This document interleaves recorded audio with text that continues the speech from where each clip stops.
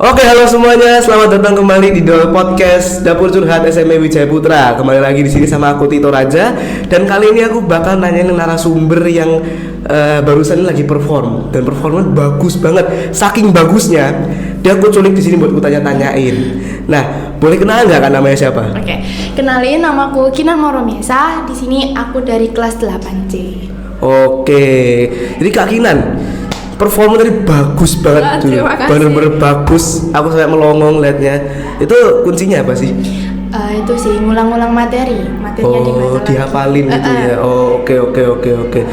Jadi kakak ini kan tadi nyeritain tentang Isra Mi'raj ya. Pas banget sama kita SMA Wijaya Putra lagi ngadain Isra Mi'raj juga. Nah, jadi apa yang kakak ketahui tentang Isra Mi'raj ini? Oke, Isra Mi'raj ini tuh secara singkat kan gini, perjalanan Rasulullah dari Masjidil Haram ke Masjidil Aqsa yang ada di Palestina. Nah, perjalanan ini tuh ditempuh Rasulullah dari bumi ke langit hingga ke Sidratul Muntaha. Singkatnya, Rasulullah kan sampai nih di Masjidil Aqsa. Di sana Rasulullah langsung dimi'rajkan oleh nabi-nabi terdahulu. Langsung di langit ke-1, langit 1, 2, 3, 4, 5 dan 7 sampai ke Sidratul Muntaha. Itu Rasulullah terus bertemu nabi-nabi terdahulu. Nah, kalau dalam ajaran Islam ya, Sidratul Muntaha itu tuh digambarkan sebagai pohon bidara yang menandai batas akhir dari perjalanan langit atau surga ke-7, di mana makhluk tidak bisa melewati batas itu lagi. Nah, kalau boleh tahu nih ya, kan kakak tadi ngomong tentang Isra Mi'raj. Isra Mi'raj itu artinya apa sih? Atau emang cuma kata-kata doang atau ada artinya nih, Pak? Isra Mi'raj ini tuh terdiri dari suku kata Isra dan Mi'raj. Secara bahasa, Isra sendiri itu perjalanan pada malam hari. Namun, di dalam buku Perjalanan Hidup Nabi Muhammad yang ditulis oleh Muhammad Nur Al-Zoli pada tahun 2008, Isra itu berarti perjalanan dari Masjidil Haram ke Masjidil Aqsa. Sedangkan Mi'raj itu berarti tangga. Lalu apa ya? Udah sih gitu aja. Ini tuh kan dilakukan dalam waktu kurun waktu cuma semalam. Justru itu kehebatannya.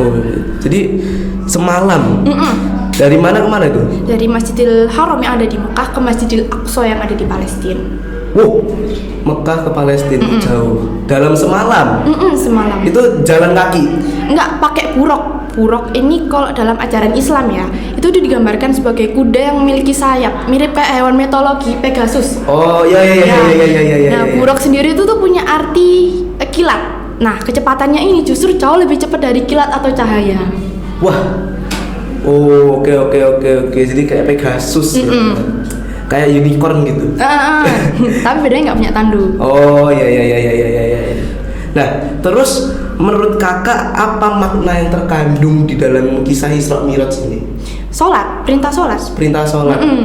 Kalau menurut Islam ya, sholat itu kayak tiang agama gitu loh. Jadi kalau kita nggak menjalanin sholat, itu sama aja kayak ya udah roboh gitu loh semuanya. Jadi kayak kita membiarkan agama kita roboh gitu.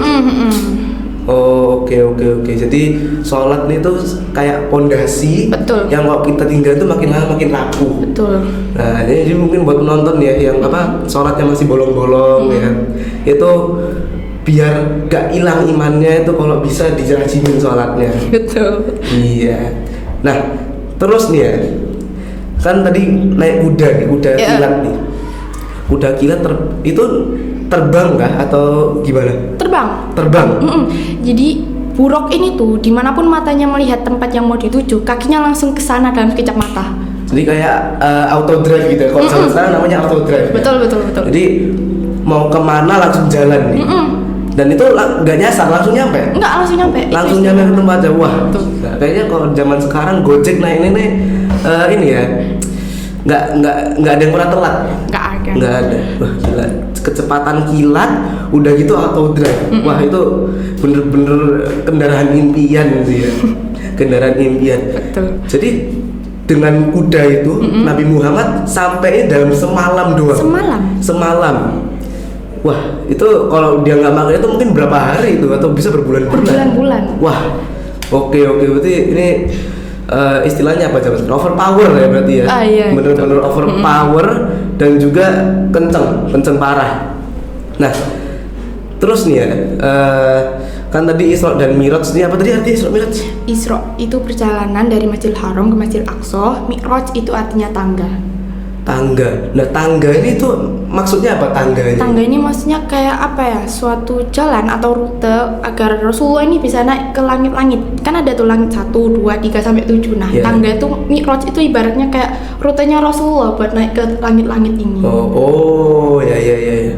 Ada berapa? Ada 7 langit ya kalau nggak salah ya. 7 langit dan mereka ketemu nabi-nabi terdahulu. Nah itu kalau boleh tahu siapa aja sih?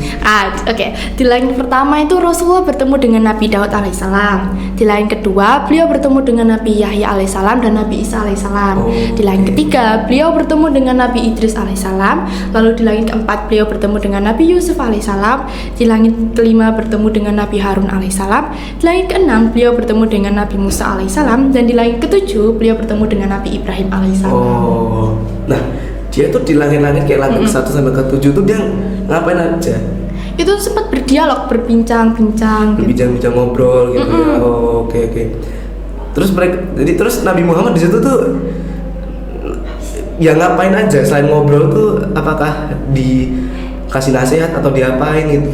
Kalau nasihat mungkin setelah menerima perintah sholat itu kan di langit ke-6 ada Nabi Musa tadi kan. Itu tuh Nabi Musa tuh ngasih saran kayak kan sholatnya tadi kan awalnya 50 menjadi 5 waktu sholat.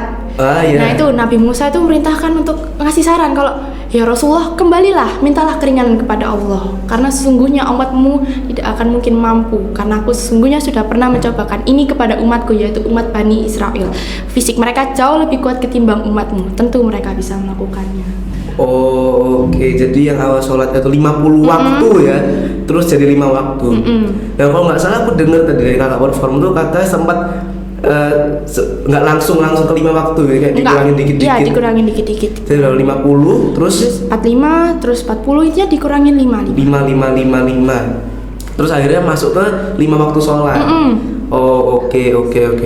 Nah dari 5 waktu sholat ini itu katanya kan pahalanya sama kayak 50 ya? Iya. Sama 50 kali sholat. Wah begitu keren ya. Coba bayangin aja kok Nabi Isa ya? Nabi Musa. Nabi Musa maaf. Nabi Musa langsung ngizinin aja, oke, 50 waktu sholat. Itu kita itu kita tiap menit kayaknya sholatnya. Iya, per 15 menit itu langsung azan per 15 menit azan. Wah gitu kita non-stop, kita nggak bisa ngapa-ngapain, nggak bisa kegiatan, jadi kita pure sholat.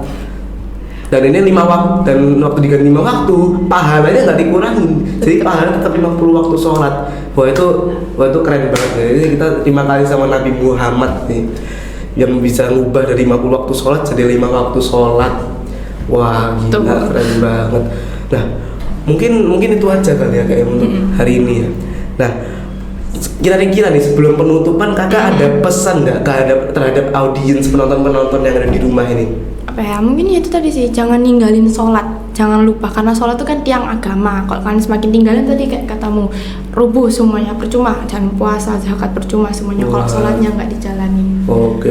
Tapi kalau bolong-bolong tetap aja ya, kalau bolong-bolong ya. Tetap. Oke, mungkin itu aja ya. Makasih udah mau ngobrol sama aku, makasih udah mau diculik ya. Iya, makasih. Oke, mungkin itu aja dari aku hari ini, Tito Raja Gendra. Aku pamit undur diri. Dadah. Terima kasih.